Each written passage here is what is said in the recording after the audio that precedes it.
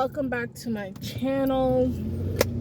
Today is a beautiful day. It is, what day is it? I believe it's Wednesday the 8th or Tuesday. I don't know what day of the week it is, but I know today's the 8th. Beautiful things are happening today. So yeah. I just wanted to come on here and share something really quickly. I'm on my way to Wally World to get some things. I woke up at 6:36 today. Did a little bit of meditating. Sorry if you can't hear me, that car was really loud. But I woke up early today, did a little bit of meditating. I'm trying to get back into that because I kind of fell off. Got me a little message and everything, and the message was just like really making sense. It was really resonating with me, and it kind of just like brought a lot of things into perspective. So yeah, last night, this guy, hold on, let me turn on the AC because it's hot out here and these cars is like extra loud. But I only got like 49 minutes of space on here. It's actually 49 minutes and 49 seconds. So 49. But yeah. So last night, this guy, I went to school with him, went to elementary, middle school, and I believe high school with him. And he randomly messaged me on Instagram, and like, it was weird because we weren't following each other, and it was just like out the blue. I was like, okay. But I saw his name, I was like, OMG, hey, what's up? Me and this guy, we weren't friends or anything growing up. I just know him. Like, he was cool or whatever, I guess. But anyway, so he messaged me, and he was just being like real aggressive. Not aggressive, that sounds bad, but he was just like, hey, what's up? Like, he was just like responding back quickly, waiting for me to respond back. Like, boy, like, chill. Anyway, he's not really that significant in the story, but it just made me think back, like I said, we went to elementary school, like 6th grade, and 6th grade is when I really started to get depressed and everything. I was getting like teased a lot, bullied. That's when it all like really started. But I just started thinking about my childhood and like,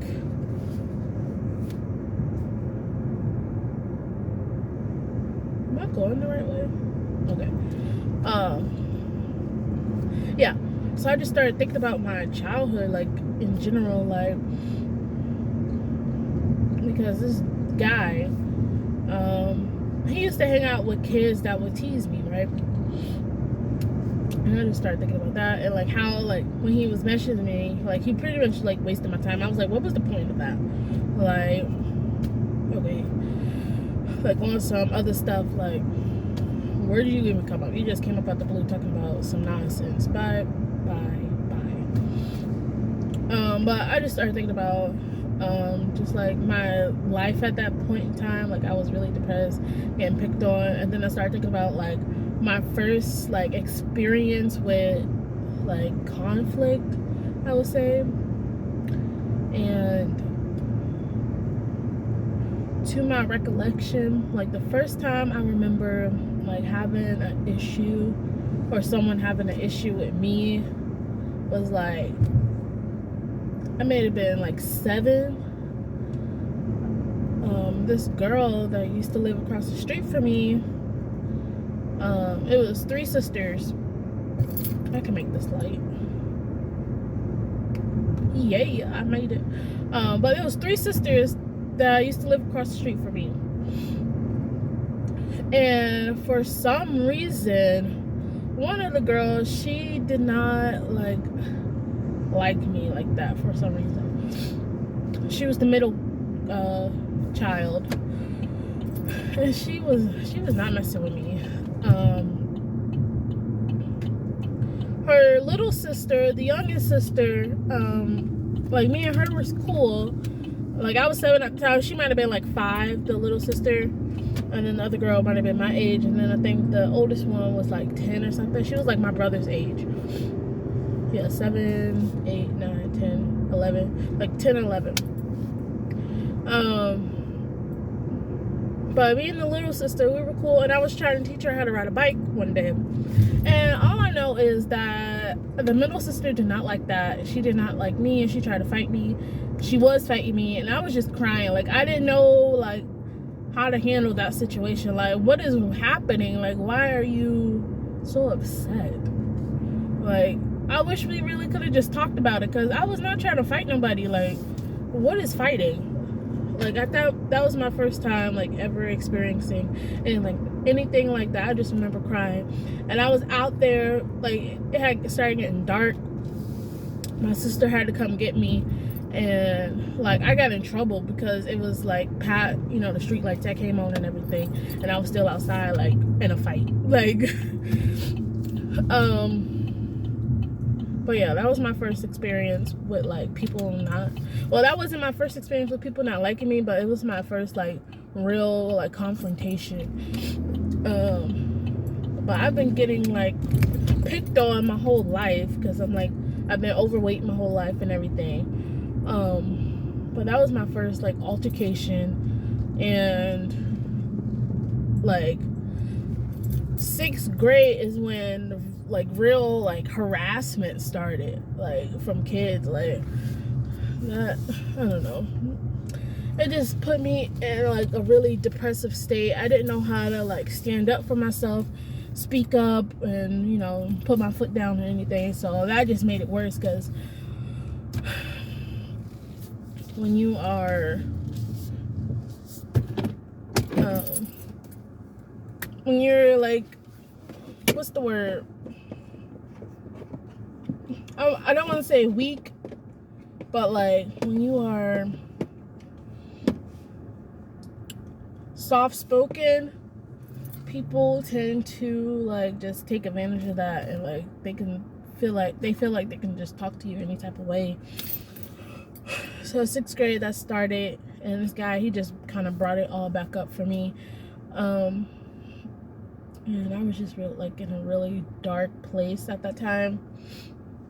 And it lasted for, girl, I think it really lasted until, like, junior year of high school, because somebody, like, finally asked the right question. My sister, I just wanted somebody to acknowledge what I was going to, because I wasn't able to say it. You know, all I could do was, like, cry in silence and, like, act out a little bit. But she finally asked the right question, and I was like, I answered her, and I'm like, yeah. And from there, like, things started to get a little bit better, but I was still, like, dealing with issues. But it was getting better. Like, I could see the light finally. And after this dude texted me last night, I started talking to my day one, my best friend, and we were just discussing, like, how, like, when we were younger, like, we would like, we were just so happy, and we were doing positive things. Like, we were on the right track, I feel like. And I told her good night. Like, we were talking about memories and everything, and, like, how, like, we've been, like, doing great, like, from the beginning. Like, we have big hopes for our future, pretty much. And then we're telling each other good night, and then she was like, don't forget to pray. And it's something that we had talked about before, how like I kind of like fell off of, I wouldn't say fell off, because like me and my family, we used to go to church and everything, but we moved and I haven't been to church since I was 7 years old. And it's crazy because that little fight happened when I was 7. But anyway, yeah, so I didn't really know God. I didn't know the church or anything like that. I still don't, but I'm trying to get familiar with it. And when I was in my depressive state, like battling these bullies and stuff like that, I remember she was like trying to encourage me, God loves you, and she always talk about God. I'm like, honey, like I don't know who God is. Like this man, he just let all types of stuff happen to me, and like F him, like pretty much. And like I would get so mad at her, like don't bring up God, like I don't believe in God and all this. But fast forward to my early adult life, I started getting in touch with my spirituality, like finding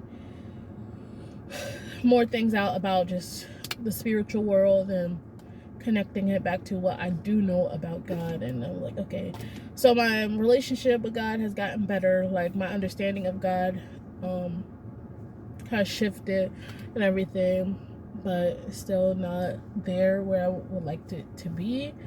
So last night, or a couple of days ago, when we were talking about prayer and all of that, I was like, I would like to learn how to pray or start praying more, because I really that's something I never really did. My whole family, they pray before they eat and everything. I learned a prayer when I was in like daycare, or no, when I was a child. I learned a prayer like before you go to bed and everything. But it wasn't something that stuck with me. And so I was telling her I would like to start doing that. And so last night when we were telling each other goodbye, she was like, say your prayers. And I was gonna text her like, well, how do you do that? But I didn't. I decided to YouTube it, And I was like, how do you pray? Like that's literally what I typed in, and a video popped up.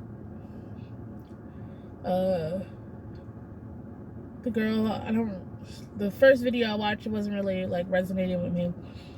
The second video that popped up, like after that, the auto play, whatever, it popped up, and it was Sarah Jake's I don't know her last name. Sarah, I want to say Parker. I don't think that's her last name though. It's Sarah Jakes, TD Jake's daughter. I know who TD Jakes is. But she was doing a little, I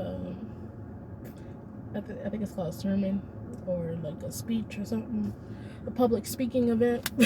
I don't know what they call it, but she was like preaching to people, to these women. There's a group of women. It's a women's event or whatever, and she was just saying some powerful stuff that really like was speaking to me. And basically she was like, girl, get up, like these people, life events have just killed you pretty much, but get up. You have to get back on your journey. God is with you and everything. And then I watched another video and talking about trauma, and how yes, we all have trauma, like events that have damaged us to where we start to view ourselves differently, view life differently for the worse. And that goes back to like me being bullied and stuff. Like that changed like how I viewed myself and how I viewed others and everything. But you can't, like, yes, those people, how did she say it?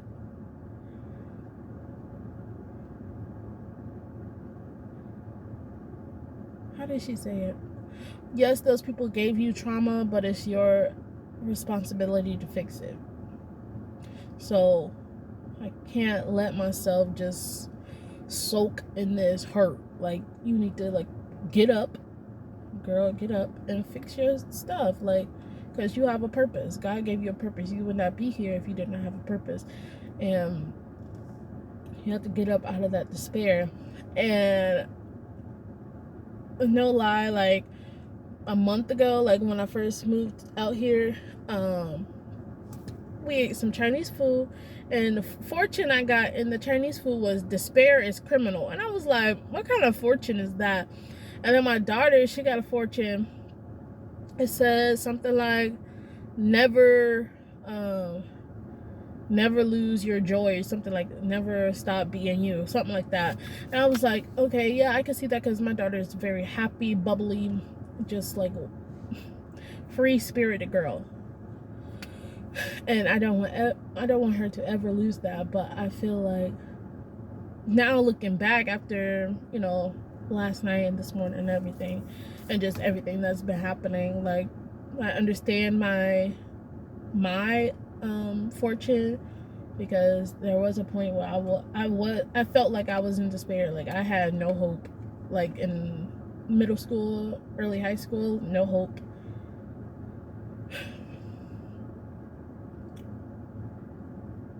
But I did overcome that somewhat. I'm still, you know, battling things. Still trying to pick myself up and be the best that I can be for my daughter's sake. Because trauma is generational, and if I can live in my purpose, that will help my daughter, so she really never has to battle the things that I'm battling, and then really help my older generation to see, like, look, you can still pick yourself up. And that made me start thinking about my grandma and my mom, like, especially my grandma, because I feel like she really, like, kind of have just gave up. Like, she has just died inside herself, and I want to show, like, she can still get up and make the best of the rest of her life. But it starts with me. Like, she needs to see, she needs me to be her hope, right? And my daughter gives me hope as well. So yeah, I just wanted to share that. I'm gonna go in here to Wally World and get some stuff. But look at my hair, like, girl, I decided to show up and show out today. I'm loving my hair right now. I twisted it. I put some big old dookie twist in it last night or the night before, and I've been, like, just scarfing it up, you know, keep it, you know, safe and everything. And today I'm rocking out. I don't know what the back look like, but I don't really care because I can't see it. And if somebody else can see it, then oh well, it ain't on their head. So I gotta return these Salisbury steaks, because when I got to the house, when did I buy this? I don't know. Like the other day, like inside the pack was open, like the box was closed and sealed and everything, but the plastic on top of the steaks, like, it looked like somebody had broke into it. I don't know what happened. So I'm gonna return these. I have a skirt in the bag I need to return, but I bought that like a month ago and it was too small.